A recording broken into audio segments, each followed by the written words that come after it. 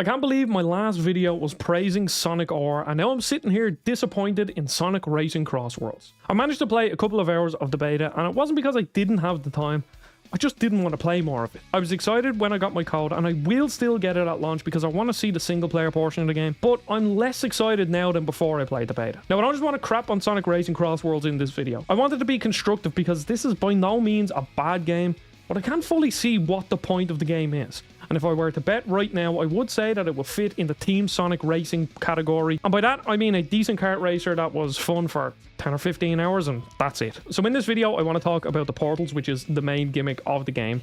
And then I want to talk about the chaotic nature, which I think needs to be rebalanced. And then just talk about the overall feel and how I think the game feels a bit janky. But if you want more of this, mostly retro content, then please subscribe. I'm nearly at 1,000 subscribers. I like to cover modern games when they make sense, and I think 3D platformers and kart racers make sense on a retro channel. So kart racers all have their gimmicks. Mario Kart 8 has the anti-grav sections, Mario Kart 7 had the hang gliders, Team Sonic Racing had the team mechanic. There's loads of different gimmicks in these, and the thing is with almost every single one of these gimmicks is that they are gimmicks.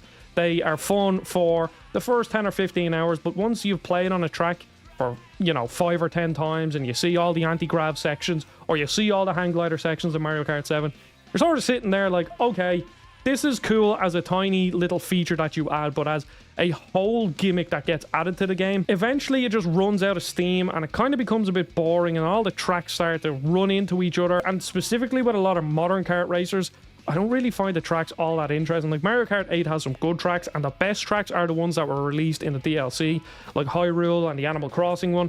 But the rest of the tracks all kind of just become a bit boring after time. And then you have the things that some people might consider gimmicks, but I actually think are really great features, like multiple vehicles in Sega and Sonic All-Stars Racing Transformed, or Diddy Kong Racing, or even in Crossworlds. And then you get the kart racer, which is the best kart racer of all time without a shadow of a doubt, and that is Sonic R.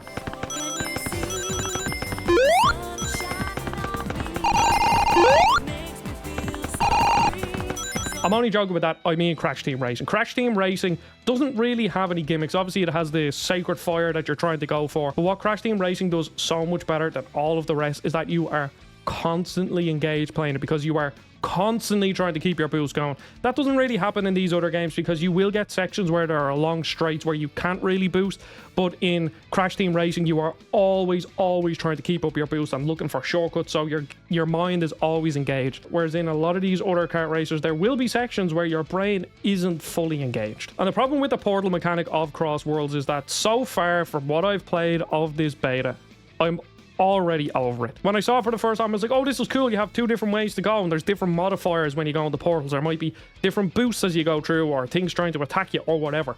And that's cool. But already after playing this for, I think, about 3 hours, and yes, there are only a handful of tracks, and there will be more in the full game, but I think I'm over it. When I think back to playing Mario Kart 8 for the first time on the Wii U, when I got to the anti-grav sections, I was like, oh, this is so cool. I get to bump off enemies and get boosts, and you're upside down and all this cool stuff. But again, after 10 hours, and now after probably playing Mario Kart 8 for like 150 hours, I'm just done with it. It doesn't change anything with the game, and to be honest, I think the portals will end up being the same. I can't see how they are this amazing gimmick that you need to focus on to build the game up, and you end up with this amazing mechanic that will change it so much, and you get all these different strategies, and oh, if you choose this one, you're better off, you're a handling character. If you choose this one, you're better off, you're a speed character. I just don't think it makes much of a difference. Again, this is all in the beta, so we will have to see how it pans out later on, but I'm not too hopeful for this mechanic being like game changing. Now, this is a Sonic game, so we have to talk about chaos. This game is absolutely bonkers. I've always said I would have loved to see a ranked mode in a Mario Kart game where you only have bananas and green shells. They're the only 2 things, and maybe mushrooms so you get boost. They're the only 3 items that you can get.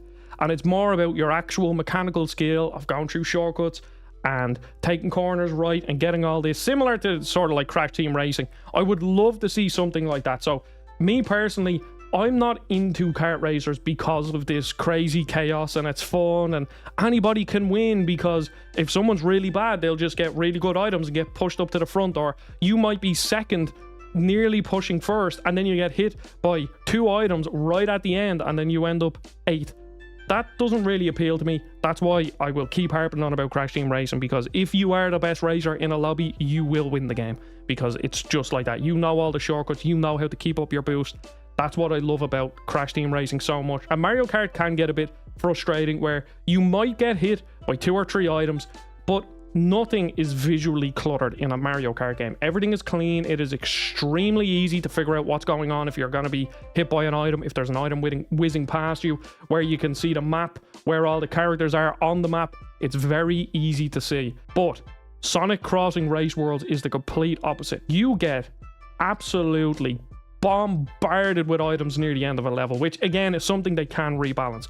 But I think the biggest problem with it is the visual clutter. I will put some clips up here, but there are certain levels that I was playing in where I went through a portal and I was in, say, like the casino level, and there's boosts because it was one of the modifiers, and there is feckin' 42 items running past me at once. Again, not 42 items, I'm a massive exaggerator, but there's like 42 items whizzing past me. There's explosions going off, there's rings going everywhere, and I do not know what's going on. Now, that sort of stuff can be fixed if they tighten up all the particle effects and all that, but we'll have to wait and see how that pans out. But so far, it's just absolutely insane. And from what I can see, I believe you have 2 main defensive items. You have the shield, and then you have the spinny tornado one. And I know that even in the most basic kart racers, there's always a way to defend from certain things, but you can only be so good at defending. But when there's 42 items going past you can't defend against that. Again, an exaggeration, but you know what I mean. It's just completely crazy and bonkers, and I have some clips to show because it's just insane.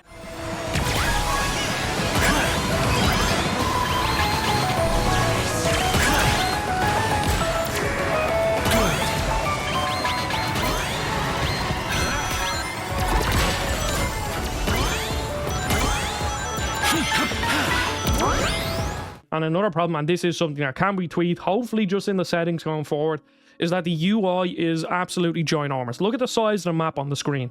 And that wouldn't be a problem if this was as visually clean as something like Mario Kart, but it isn't.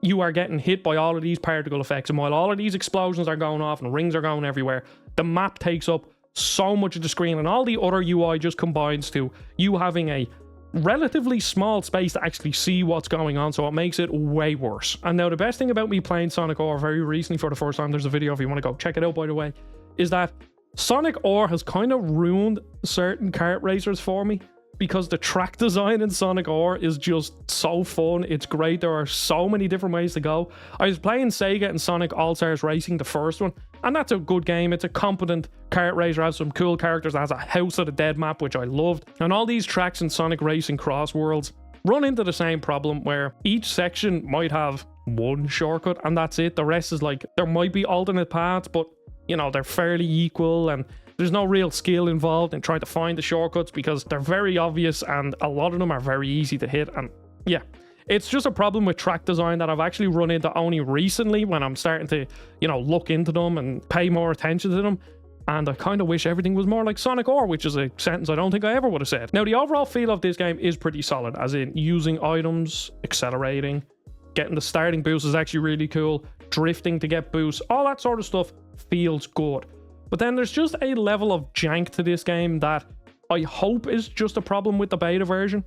I'll show a clip here, but you can just bounce off walls and you lose almost no momentum. Obviously, you do slow down a certain bit, but it doesn't feel like in Mario Kart, if you hit into a wall, or Diddy Kong Racing or Crash Team Racing, you get stopped dead in your tracks. It is a massive detriment to your overall speed and lap time and all this stuff. Here, it isn't really. It kind of feels similar to, you know, Mario Kart 8 where you could turn on the stay on track mode. That kind of feels like what it's trying to do with these walls, where you will bump into one wall, you won't really lose that momentum, you'll almost ride the wall, and then you'll end up in another wall, and then you'll ride the wall again. It just doesn't feel good. And then on top of that, when you get bumped into by enemies, I'm not sure if you lose speed, you just get hit and lose a couple of rings, but it feels like you should lose speed. But then I think if you did lose speed, it would actually be really annoying. And to be honest, I think the bumping off enemies in this game is way too prevalent. It actually plays a massive part in the game, and I don't think it really feels good. And then the last bit about the overall jankiness of it, and again, I think this could be fixed, is that there are times where I almost straddle the line of the edge of a track, whether I try to take a jump and I'm like teetering on the edge of falling off or staying on, and it just doesn't feel good. I can't really explain it other than that. It's like you're just kind of clipping the edge of the track, or you'll fall through it, or sometimes you'll stay on it. Again, They're the sort of things that can be tweaked going forward, and hopefully it is in the full version.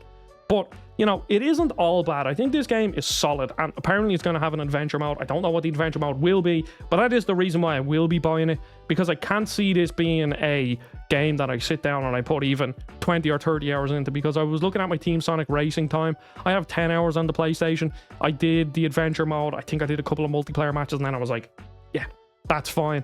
It was a totally okay game. And to be honest, I was hoping Crossworlds might take it to the next step, and maybe it will. I'm always open to a game change in my mind. I will buy it, I will play it, and we'll see when it comes out fully.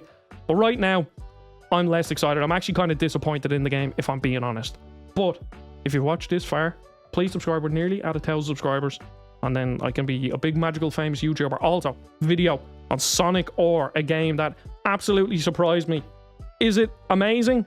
No. Does it have some great ideas? Definitely. The track layout is insane, and it's also like a 3D platformer crossed with a kart racer, and it's probably the best example of track layout in a kart racer, I think. Maybe it's up there anyway. So thank you for watching. Don't forget to subscribe, and I'll see you all in the next video.